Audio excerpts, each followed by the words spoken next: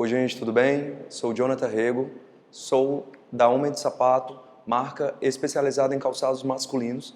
Fui aqui convidado para essa oficina para falar sobre inovação e negócios de moda. Fiquei muito feliz e vim aqui contar um pouco da história de tudo que a Homem de Sapato vem fazendo nesses 7 anos de mercado. O ano do Homem de Sapato nasceu em 2014, foi algo que realmente tem muito a ver com esse tema. A gente sempre brinca na roda de amigos que hoje, depois de 7 anos de mercado, e a gente vê o quanto do início da marca até hoje, a gente sempre bate forte na inovação, né? Então, quando foi em abril de 2014, olhando essa dificuldade do homem de ter sapatos mais diferentes, de cores mais vibrantes, então eu vi essa grande necessidade de vários homens. Só tinha um sapatinho preto e um marrom em casa. Claro, Jonathan, temos tênis que já usavam nisso, mas estou falando lá no casual mesmo. Então, as marcas que tinham no mercado, na época, vamos falar lá, desde 2007 até 2014, então, eles tinham medo de expor até na internet vários produtos em si. Então, quando eu vi essa necessidade de ter sapatos mais diferentes, de cores mais vibrantes, então, meus clientes me pediam sempre. Então, como eu era de uma loja específica e como era de uma grande franquia, e eu não tinha muita voz, mas os clientes queriam coisas diferentes. Sapato azul royal, sapato verde turquesa e tal. E quando eu vi essa necessidade, eu disse, não, já finalizou aqui o meu ciclo, então eu tenho que fazer o diferente. Então, em abril de 2014, a gente lançou a Homem de Sapato. Foi uma inovação, foi algo muito especial na época, porque eu não tinha loja, né? Então eu só tinha o meu produto e a internet. Na época as redes sociais ainda estavam um pouquinho, ainda não tinha marcas que já exploravam muito isso, né? Então quando deu início a isso, foi um boom que deu, foi no ápice da crise também de 2014, muitos sabem também, e foi uma coisa muito legal. Como eu não tinha loja, eu usava um Smartzinho, não sei se vocês conhecem, aquele já do Smartzinho da Mercedes. Na época não tinha ninguém que tinha aqui, eu disse, pô, não tenho dinheiro para me jogar uma loja, mas eu posso comprar esse carro aqui em 60 vezes e vai ser o que dá. Plotei o carrinho todinho, e isso é uma inovação. Na época era algo muito diferente, até mesmo lá do Sebrae, fiz alguns cursos, e na consultoria de viabilidade, na época, foi muito interessante. Eles me indicaram assim, não, vai para um Fiat 500, que ele é mais compacto e tal. Escutei ele, mas quando eu fui ver, era um carro que impactava, porém a manutenção era muito alta. E o Smartzinho, por mais que era da Mercedes e tal, ele não quebrava. Então isso foi muito legal. Por quê? O que é que eu imaginava? O público que eu estava era um público muito específico de moda de luxo. Então, você imagina, os meus maiores concorrentes tinham 50 anos de mercado. Porém, tinha uma vaga muito grande para a gente. Então, assim, foi um momento muito legal da marca, né, lá do começo da marca, porque assim, eu não tinha como errar. Então, eu tinha que lançar um sapato, ou um verde, ou um azul e tal, tal, tal. Porém, eu tinha que ter esse mercado de moda de luxo. Mas como, Jonathan, que a minha marca só tem um ano? Então, usei muito forte as redes sociais. Nessa época, como eu já comecei a assinar, tive a sorte também, né? Assinei alguns sapatos específicos de couros exóticos para alguns artistas, para algumas personalidades. E foi aonde a marca começou a ter, aonde a gente começou a identificar onde é que eu ia chegar. Porque quando a gente começou realmente, você não tinha muito norte, não. Eu vou entrar em cima disso aqui que ninguém tem no mercado, sapatos que só eram couros, artigos que só eram usados no mundo feminino, eu comecei a explorar no masculino. Sofremos muitas críticas na época, mas foi muito legal, porque sempre quando você inova, você rebate aqui, ó. Em tudo na nossa vida é assim.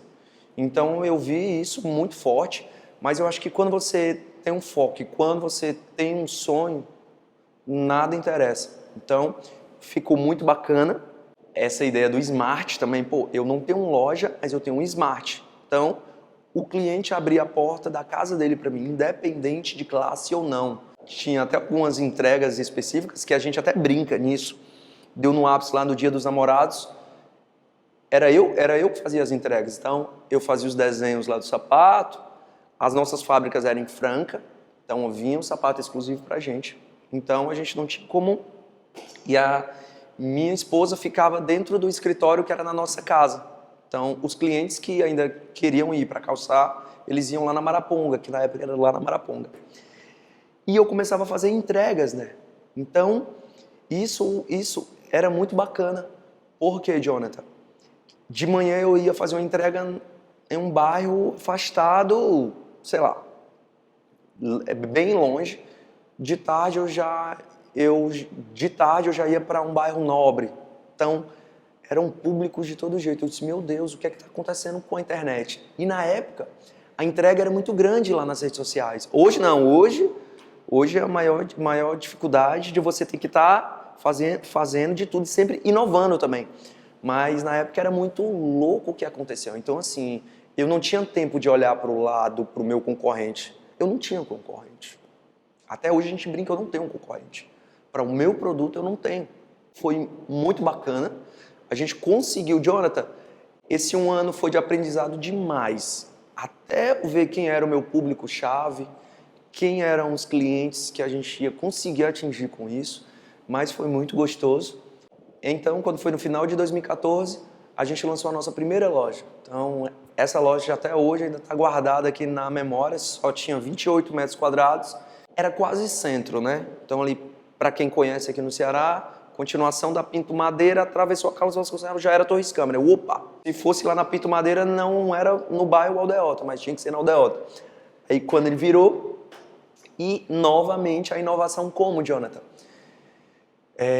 A gente abriu uma loja de rua em um local que não tinha nada de moda, só tinha churrascarias do lado, mas era o meu único canto e o canto onde eu identifiquei, disse, vai ser aqui, esse ponto fixo vai ser aqui. Então, quando a gente começou a abrir, quando eu finalizei, o projeto todo da loja, ela não tinha vitrine, mas foi estratégia. O nome era muito diferente. Imagina, eu entrar no público de luxo e masculino. Você que está vendo aí sabe a complexidade do que é você trabalhar com público masculino de moda e calçados. Né? Depois a gente vai conversando um pouco sobre isso, mas o homem ele tem umas particularidades muito grandes. Então, assim, é muito fiel a uma marca. Para chegar a uma marca nova e querer que você vá consumir é difícil, é muito complicado.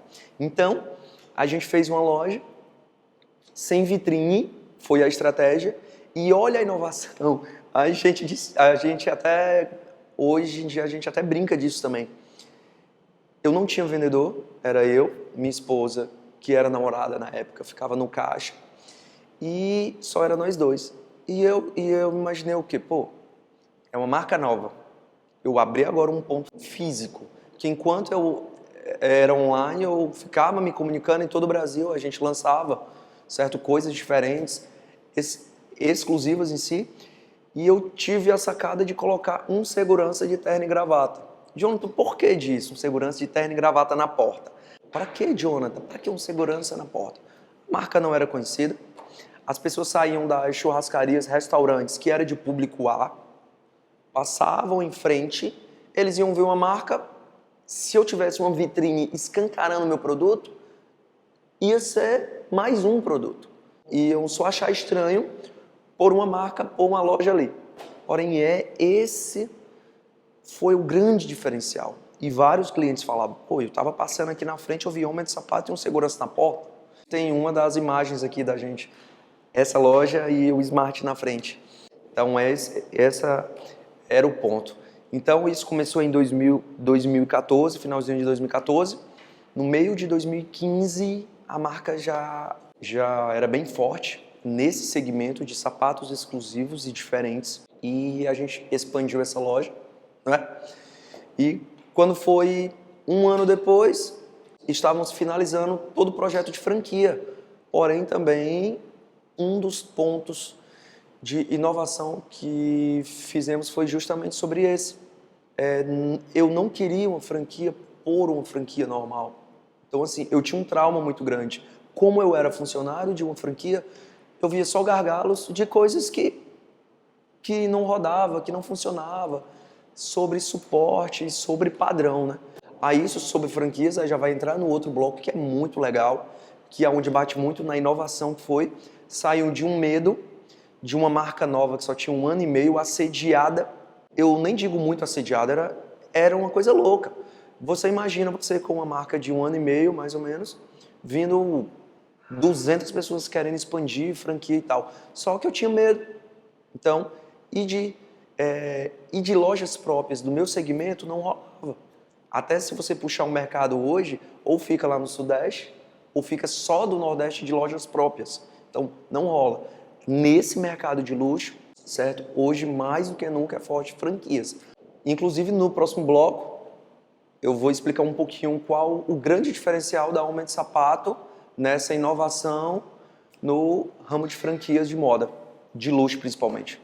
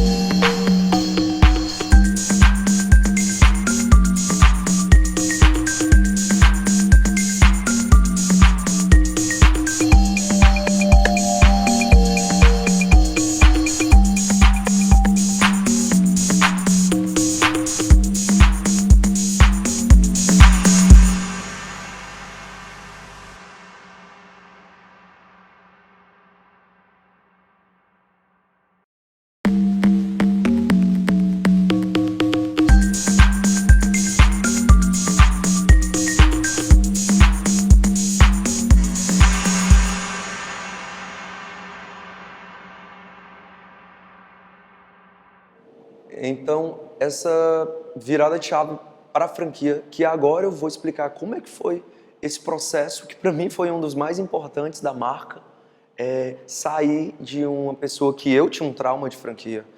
Escutava o nome franquia, eu só imaginava franqueador, franqueador, franqueador. Então, assim, só quem manda é franqueador, não escuta franqueado, e isso eu tô falando algo que não era só do meu segmento, tá?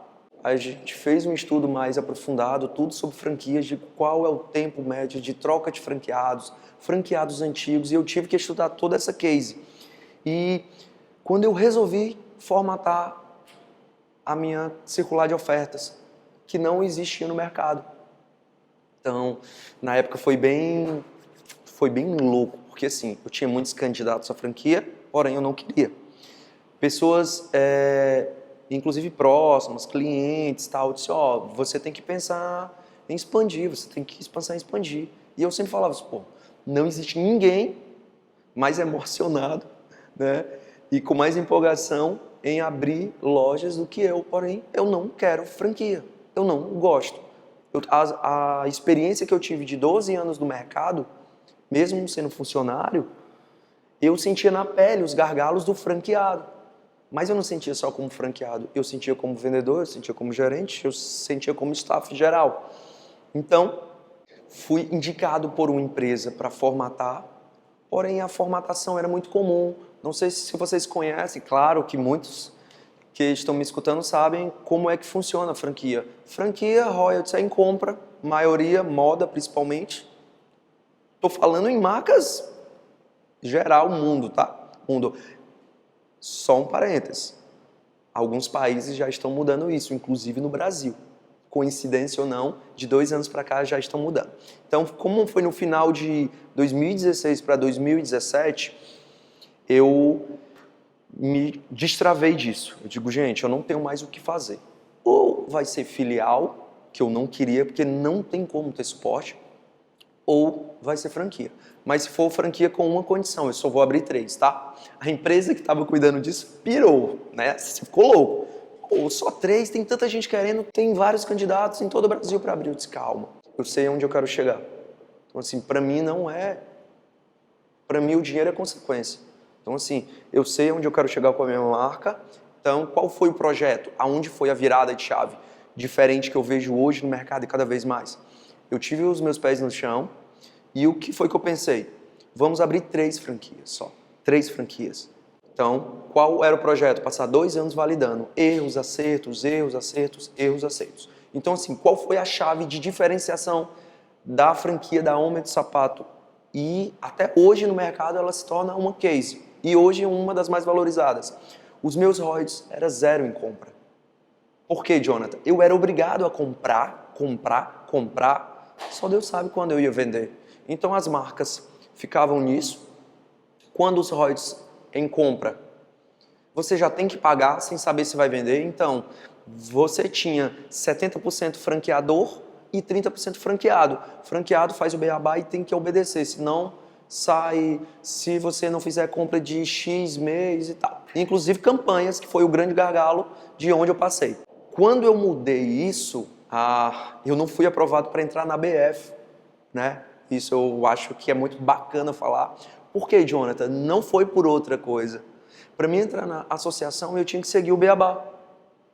Então isso é muito legal. Até as ligações que eu recebi de lá dentro foi muito interessante.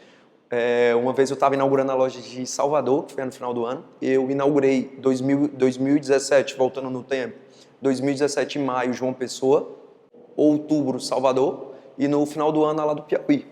Então todas hoje já têm mais de 4 anos de mercado. Isso para mim é quem entende de franquia, quem estuda franquia, sabe que a maioria das franquias, 60% das franquias fecham com 1 ano.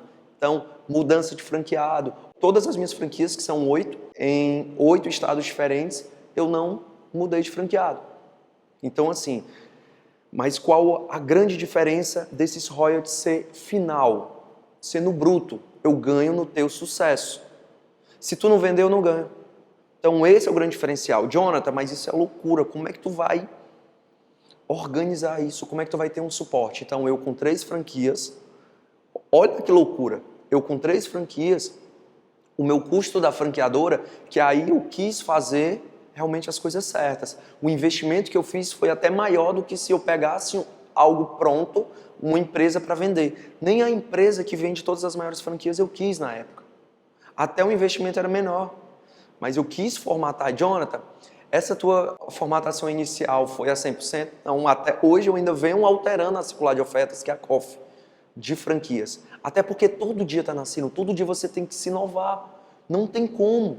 Hoje, claro, a gente tem um canal de relacionamento que todo santo dia a gente escuta o franqueado. Não é mais o Jonathan, que eu não consigo mais estar assim, mas aí eu tenho meus executivos, supervisor de franquia, gerente de franquia, análise direto, administrativo, que cuida de contas a pagar de franqueado. Para você pode parecer algo básico, mas 90% das franquias não tem.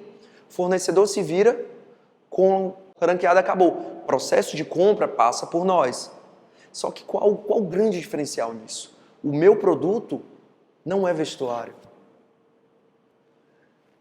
Qual a grande diferença de você ter uma loja exclusiva de calçados e você ter uma loja que tenha roupas, como várias marcas, e ter um sapato como algo de ter e vai rolando um pouco? Porque na roupa é PMG e GG às vezes. O sapato eu tenho que ter do 37 ao 45 ao 47. Eu tenho linhas até 48. Eu tenho linhas que nascem do 45 ao 48, que são os tamanhos especiais, que aí é onde é a grande inovação do aumento de sapato. Para muitas marcas isso é dinheiro jogado fora. Para mim não. Eu tenho um mercado que é só meu. Quem calça 47, ele tem que comprar num site um tênis robusto, horrível, que ele tem que se abraçar. No meu caso não. Claro que eu não tenho muitas fichas, né? Então, um dos diferenciais de inovação da marca é que a nossa marca é a que tem o maior mix de produtos em linha do mercado. Então hoje, em todas as minhas lojas, claro, flagship de 500 metros quadrados, eu tenho 450 produtos em linha. Não existe. É loucura, mas é esse o grande diferencial da Homem de Sapato hoje no mercado.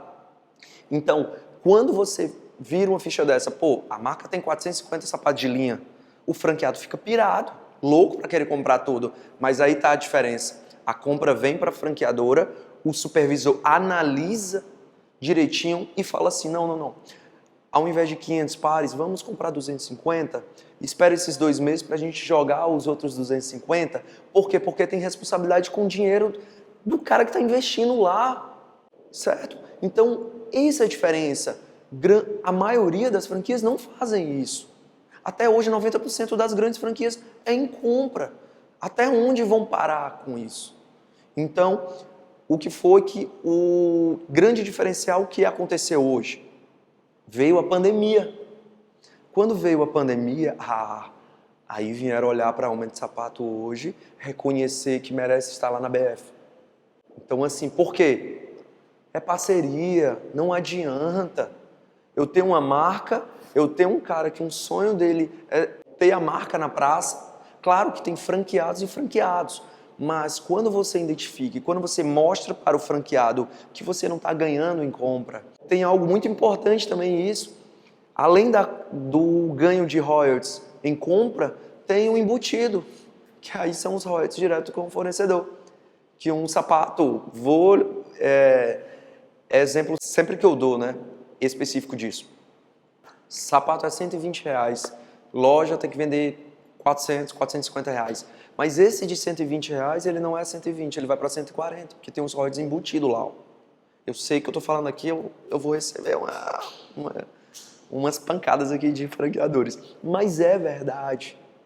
Enquanto não parar, e hoje está começando a mudar.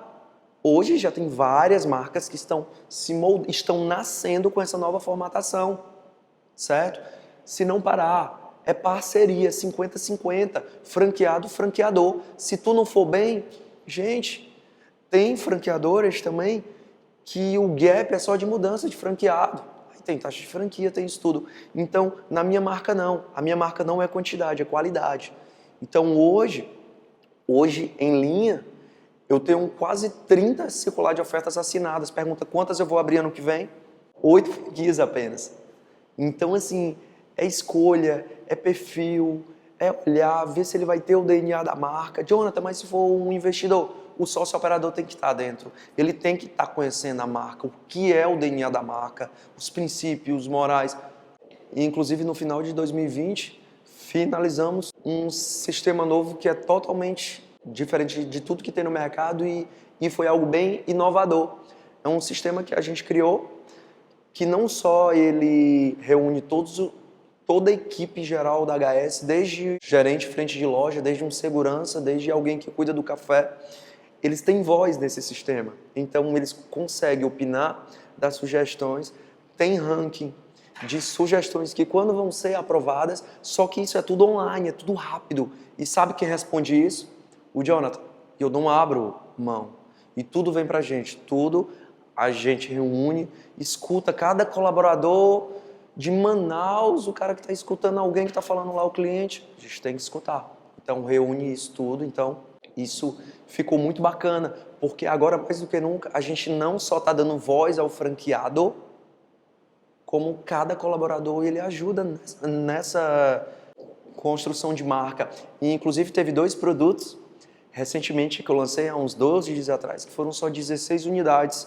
E a construção do produto foi uma ideia de um cliente nosso nesse sistema, que um dos colaboradores deu essa ideia do movimento. Então aí a gente trouxe para o nosso mundo as cores que a gente ia jogar nessa nova campanha de final do ano e em 2 dias zerou vendas antecipadas dele. Então assim, tudo a gente vai escutando, certo? A gente até brinca. 2 vezes por mês a gente altera a circular de ofertas, né? A COF da gente, porque sempre tem algo a mais. Sempre a gente escuta alguma coisa diferente. Desde o início da marca, a gente se preocupou muito com esse atendimento via rede social. E no próximo bloco, eu vou explicar um pouquinho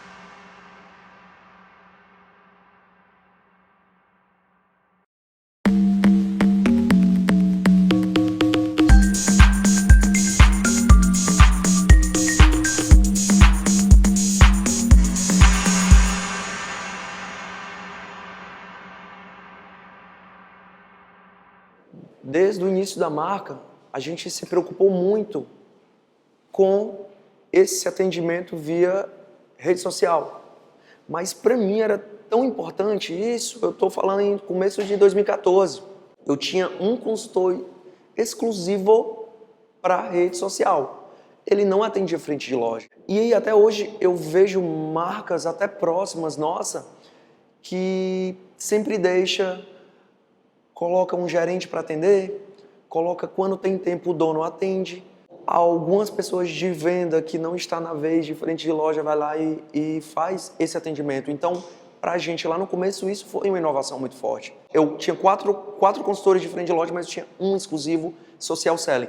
Tanto é que hoje esse rapaz, que é uma pessoa, tá? Ele só atende direct e finaliza a venda direct. E lá em 2014 eu vi esse gargalo. Tanto é que esse meu sistema foi o que escalonou muito a marca. O cara vai lá no Instagram, ele vai no direct, ele finaliza a venda lá. Tanto é que hoje vários artistas da moda, de tudo, da música, eles finalizam a venda pelo direct. Sabe por quê? Porque o WhatsApp deles, eles mudam direto, porque vaza para alguém, então eles não estão afim. Eu mesmo, não chega notificação minha no meu celular do WhatsApp. Para mim entrar no WhatsApp, eu tenho que estar com um espírito muito legal, porque eu tenho que responder todo mundo. Então, assim, tem muita coisa. Então, ele não chega notificação. Então, para mim, tudo é mais rápido direct. Então, eu vou lá no direct, finalizo a compra, envio lá do comprovante, já mando tudo meu e tchau, vai embora. Faço até cadastro. A gente criou algo bem inovador que a gente não joga link, tá? A gente consegue transformar tudo que a gente pega do cliente de informações em um campo e já transforma já lá no cadastro dele. Isso pode ser para qualquer pessoa que finalizar a venda no direct. Hoje, é uma exigência nossa, mais do que nunca, fechar a venda por inbox. As vendas do nosso e-commerce é em São Paulo, até porque as fábricas são lá em Franca, São Paulo. Então é mais fácil. Mas hoje não tem como. A galera quer atendimento personalizado. O homem quer chegar, quer fazer uma venda mais assertiva. Outro ponto de inovação da gente, ano passado a gente criou uma linha chamada Flag de flagship, de bandeira HS. Então a gente criou uma caixa. Jonathan, você vai me dizer assim, caixa hoje em dia é o quê? Caixa é lixo, né? Você faz uma compra de um sapato. Na maioria das lojas, se tiver o saquinho, você chega, eu nem quero caixa, irmão. Eu vou andar só no saquinho, que eu viajo, eu boto no saquinho e tal. Porém, que eu comecei a identificar que você não guarda a caixa porque a caixa sempre foi lixo. Sempre consideraram caixa lixo. Mas hoje eu, como franqueador, eu vejo que a caixa, ela não é lixo. Sabe por quê? Uma caixa é R$2. Em média, eu vendo 30 mil pares ano. 30 mil vezes 2, 60 mil reais lixo? Diz que nada. É lixo porque tratam como lixo isso. Então, o que foi que a gente criou? Eu percebi que se você tem algum sapato de alguma marca de fora, de luxo, né, N marcas, a caixa é mais, você guarda, ainda bota no expositor lá no closet. Eu vi isso muito rápido. Eu tenho que ter sapatos de todas as marcas do mundo que são como referências, ver pontos bacanas, ver se faz calo, ver se é isso mesmo, ver se é aquilo e tal. Então, quando eu tive a sacada de criar minha caixa Flag, a minha caixa custava R$2. A lixo, tá? A lixo que ninguém queria. E eu vi que se eu tivesse uma caixa bonita, uma caixa encorpada, uma caixa que tivesse alguma serventia, a turma ia ficar. Então, quando eu criei a caixa, ela ficou R$11,20. Eu finalizando 5 mil caixas. Aí eu disse, e se eu fizer 10 mil caixas? Não, se fizer 10 mil caixas, fica 7,16. Eu disse, não, eu vou criar de 7,16. Meu escritório pirou, porque assim, quem é que vai pagar essas caixas? Já que caixa é lixo. Aí eu tive que vender ideia até para os nossos próprios fornecedores. Gente, temos fornecedores específicos que 80% é exportação e nem exportação investiam tanto em uma caixa como a gente investiu. Então, a caixa All Black, Hot Stamp, só que a grande sacada, qual foi a grande inovação? Qual é o grande gargalo de pessoas que compram pela internet? Saber se a forma vai caber no teu pé. Você deve calçar 41, 42, 43, mas e aí? Será que dessa marca vai ser essa numeração? E outra, uma troca, já perdeu o encanto, então é muito chato. Eu odeio comprar sapato pela internet. O que foi que eu criei? A caixa, ela, quando você abre a caixa, o fundo é azul, que é a cor que a gente está batendo forte esse ano, e dentro tem um mapa do teu pé, que você coloca o teu pé direito nela e sai dizendo toda a numeração que você pode calçar. Jonathan, pode ter variação? Pode ter variação, mas se você seguir rigorosamente essa caixa, você pisa dentro da caixa, então a tua compra vai ser assertiva.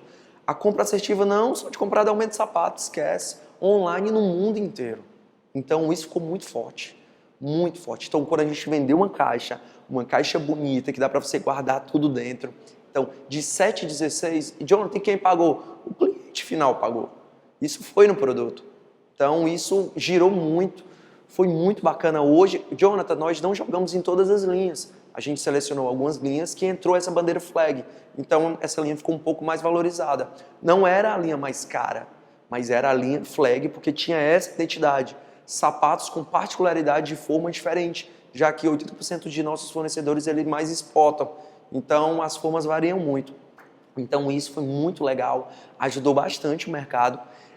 Depois a gente criou algo legal, que ele não precisava comprar o produto, fazia um clique tanto por inbox como pelo e-commerce, e essa folha ia para o teu e-mail, você imprimia, explicava a maneira certa de você colocar o pezinho do sapato e saber a tua numeração exata que você calça.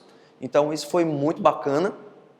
Então a gente hoje conversa um pouco sobre inovação e moda, né? Que a gente ama isso tudo, veio desde lá de trás, desde 2014, quando ninguém usava um pouco a rede social para expor produto, era o meu único meio de usar lá.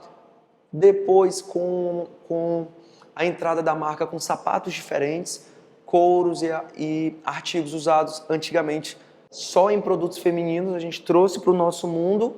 Depois a entrada dessa venda mais personalizada, de você ir até o cliente, onde o cliente estiver, sapatos personalizados, sob medida. Finalizamos com esse novo formato de franquia, essa nova formatação diferente do mercado, onde o franqueador é parceiro. Então, muito obrigado. Cada um de vocês que ficaram com a gente até agora na live. E é isso. É inovação, inovação, inovação, sempre.